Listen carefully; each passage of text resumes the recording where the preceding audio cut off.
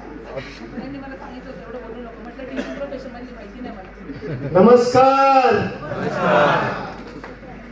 महिला शक्तीचा आवाज तुम्ही आता ऐकला मित्रांनो. तर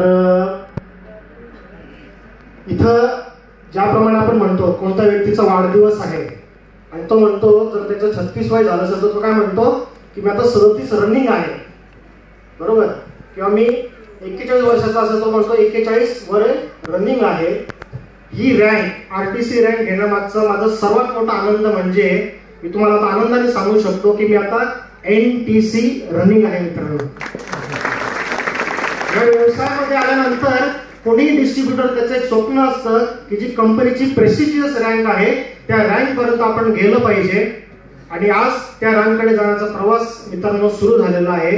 परंतु तत्पूर्वी मी आतापर्यंत जो काही प्रवास केला मित्रांनो, हा प्रवास मला खूप रोचक माझा प्रवास होता. आणि स्पेशली मागचे जे 8 ते 10 महिने होते या व्यवसायातले, हे अतिशय तुफान माझ्यासाठी गेलेले मित्रांनो. नेटवर्किंग बिझनेस काय असतो याची मजा ही मी मागच्या 8 ते 10 महिन्यामध्ये, म्हणजे सकाळी उठल्यानंतर दिवस संध्याकाळपर्यंत कसा संपतोय हे मला मागच्या 8-10 महिन्यामध्ये कळलं सुद्धा नाही मित्रांनो. नाव सांगतो दीपक महाजन.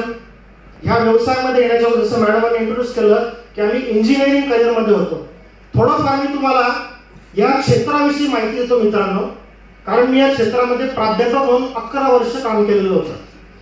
मी मूळचा राहायला जामनेर गावचा आहे, गिरीश मान साहेबांचं जे गाव आहे. आणि तिथं एक शेतकरी कुटुंबामध्ये माझा जन्म झालेला होता. आता आपण बघतो एक सामान्य महाराष्ट्रीयन फॅमिलीमध्ये शेतकरी फॅमिलीमधले लोक हळूहळू नोकऱ्यांकडे वळायला लागले. त्याप्रमाणे जेव्हा माझा जन्म झाला माझ्या आई वडिलांनी मला शाळेमध्ये टाकलं आणि सांगितलं की तू आता मोठा होत शिक. आणि तसं करत करत मित्रांनो माझ्या फॅमिलीमधला पहिला इंजिनियर मी होतो. मी माझं गाव सोडलं वर्ष 2002 रोजी माझं मी गाव सोडलं मित्रांनो. वयाची म्हणजे 12वी पर्यंत तुम्ही आपल्या गावी राहणार, तिथून 350 किलोमीटर मी संगमनेरला माझं इंजिनिअरिंग केलं मित्रांनो. म्हणजे गाव सोडून 350 किलोमीटर पर्यंत एकट्या व्यक्तीने राहणं, तिथे सगळं प्रश्न निर्माण करणं ही त्यातलीच एक मोठी गोष्ट होती. सांगायचा अर्थ असा की मी जे गोल घेऊन चाललो होतो मित्रांनो, ते गोल मी चांगल्यापैकी ते गोल कम्प्लीट केलेलं होतं. नुसतं टीचिंग मध्ये चालू नाही तर टीचिंग मध्ये सुद्धा आल्यानंतर मी स्वतःला एक्सेल करत राहिलो.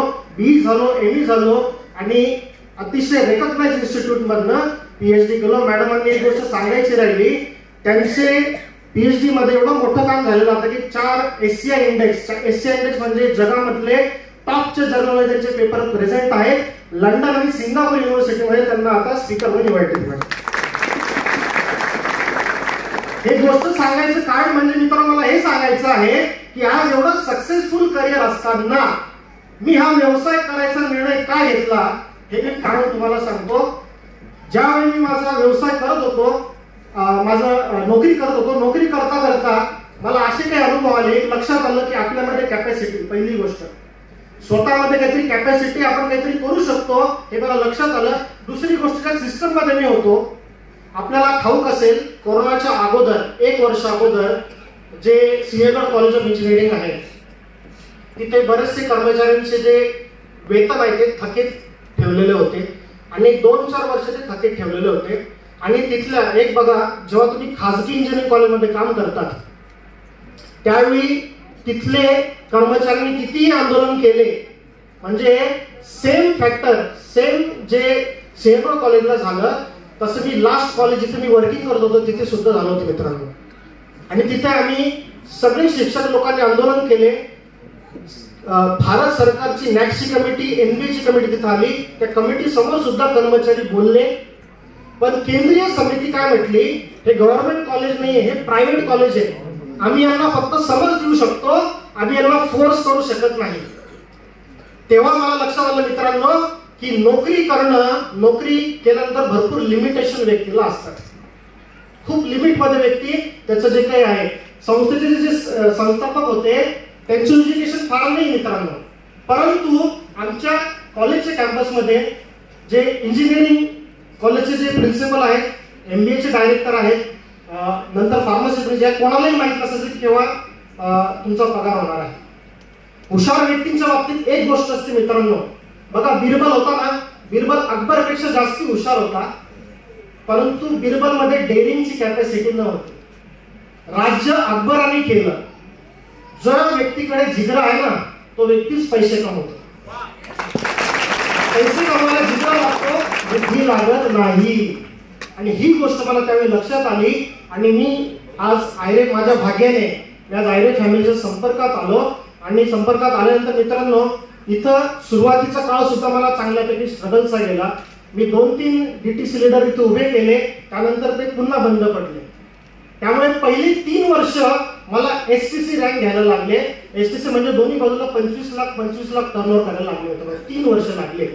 आणि या STC रँक पासनं मागच्या 1 वर्षामध्ये मी RTC बनलेलो आहे. RTC रँकचा टर्नओव्हर 75 लाख म्हणजे 25 लाख टर्नओव्हर करायला लागले 3 वर्ष. आणि वरचे जे 50 लाख आहे एवढा टर्नओव्हर करायला लागला 1 वर्ष. आता कोणी कॅल्क्युलेट करेल, जर एक व्यक्ती काम करतोय तर तो 25 लाख 3 वर्ष त्याला करायला लागतात, म्हणजे 75 लाख करायला 9 वर्ष लागले पाहिजे. पण असं इथं होत नाही, कारण इथं फ्रँचायझी इन्कम आपल्याला मिळू शकतं. जर तुम्ही इफेक्टिव्ह टीम डेव्हलप केली तर तुम्ही खूप फास्ट स्पीडने ह्या व्यवसायामध्ये प्रोग्रेस करू शकता. सांगण्यासारख्या खूप गोष्टी होत्या. एक मोठा जो प्रसंग आहे तो मी कट शॉर्ट करतो आणि कन्क्लुजनला येतो. मित्रांनो, काल महाराष्ट्रामध्ये पूर्ण देशभरामध्ये एक बहुचर्चित चित्रपट प्रदर्शित झाला, छावा.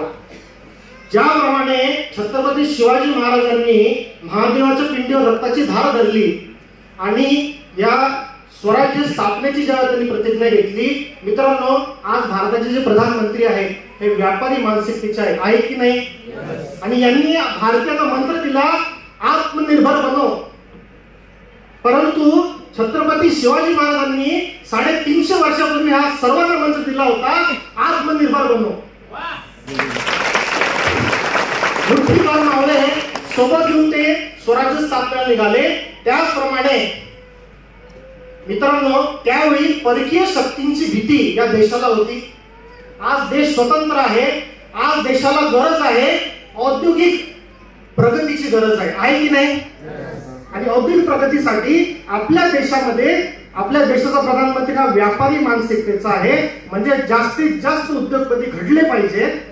आणि आज IRSच्या माध्यमातून त्यांनी काही ज्याप्रमाणे शिवाजी महाराज काही मावळे हाताशी घेतले, त्यांनी काही विश्वासू डिस्ट्रीब्युटर सोबत व्यवसाय उभा केला, मोठी चळवळ उभी राहिली होती. आणि आपण बघतोय की छत्रपती शिवाजी महाराजांनंतर जे स्वराज्य छत्रपती शिवाजी एवढ्या लढ्या लढल्या नाही, लढ्या कोणी जास्त लढल्या? संभाजी महाराजांनी.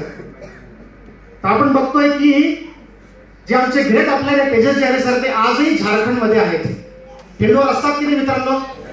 आणि आज आम्ही हे प्राऊडली सांगू शकतो की आज आम्ही त्यांचे मावळे म्हणून इथे आम्हाला या व्यवसायामध्ये काम करण्याचा मान मिळाला मित्रांनो.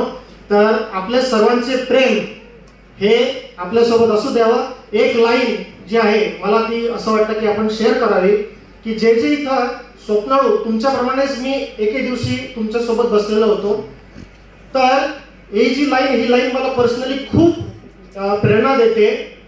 तू क्यों हताश बैठा है अपने ख्वाहिशों को लेकर, तू क्यों हताश बैठा है अपने ख्वाहिशों को लेकर, तू चल तेरे वजूद की समय को भी तलाश है, तेरे वजूद की समय को भी तलाश है.